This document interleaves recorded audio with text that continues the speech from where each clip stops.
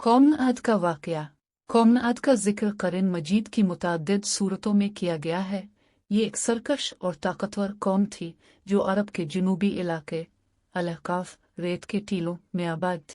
ये लोग कद-आवर और जिस्मानी तौर पर इंतहाई मजबूत थे और अल्लाह ताला ने उन्हें बेपनाह दौलत, ज़रख़ेज़ ज़मीनें और शानदार बागात अता फरमाए। उनकी तामीराती महारत भी कमाल की थी। वो ऊंचे ऊंचे सतूनों वाली इमारतें और महलात बनाते थे जिनकी मिसाल दुनिया में नहीं मिलती थी। इसी ताकत और खुशहाली की वजह से वो तकब्बुर और सरकशी में मुब्तला हो गए थे और अल्लाह को भूलकर बुतों की पूजा करने लगे थे।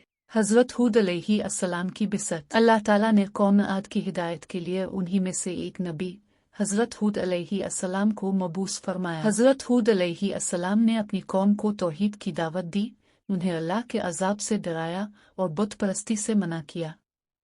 उन्होंने बार बार अपनी कौम को समझाया कि वो अपनी ताकत और खुशहाली पर गुरूर न करें और अल्लाह की नाफरमानी से बाज आ जाएं, वरना अल्लाह का दर्दनाक अजाब उन्हें आ पकड़ेगा।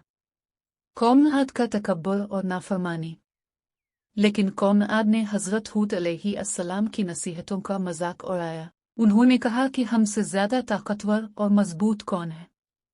उन्होंने हज़रत हूद अलैहिस्सलाम को झूठा करार दिया और अपने बुतों की पूजा पर कायम रहे। उनका तकब्बुर इस हद तक बढ़ गया था कि वो समझते थे उन्हें कोई हरा नहीं सकता। उन्होंने अल्लाह के बजाय अपनी ताकत पर भरोसा कर लिया था। अल्लाह का अजाब। जब कौम आद ने हद से ज्यादा नाफरमानी और सरकशी की तो अल्लाह ताला का अजाब उन पर नाजिल हुआ। सबसे पहले उन पर शदीद कहत साली आई। कई साल तक बारिश नहीं हुई, जिससे उनके बागात और खेत खुश्क हो गए। इसके बाद अल्लाह ने उन पर आंधी का अजाब मुसल्लत फरमाया। ये आंधी मुसलसल 7 रातों और 8 दिनों तक चलती रही। कुरान मजीद में इस आंधी को रसे रात ने शदीद तुंदो तेज आंधी कहा गया है।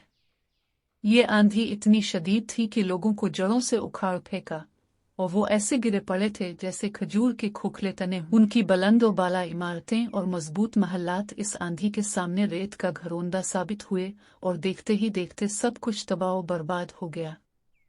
इबरत का निशान। कौम आद की हलाकत इस बात की इबरत है कि अल्लाह की नाफरमानी और तकब्बुर का अंजाम कितना हौलनाक होता है। ये वाकया हमें सिखाता है कि इंसान को अपनी ज़ाहिरी ताकत, दौलत और वसाइल पर गुरूर नहीं करना चाहिए, बल्कि हमेशा अल्लाह का शुक्र अदा करना चाहिए और उसके अहकामात की पाबंदी करनी चाहिए। अल्लाह की पकड़ से कोई बच नहीं सकता, चाहे वो कितना ही ताकतवर क्यों ना हो।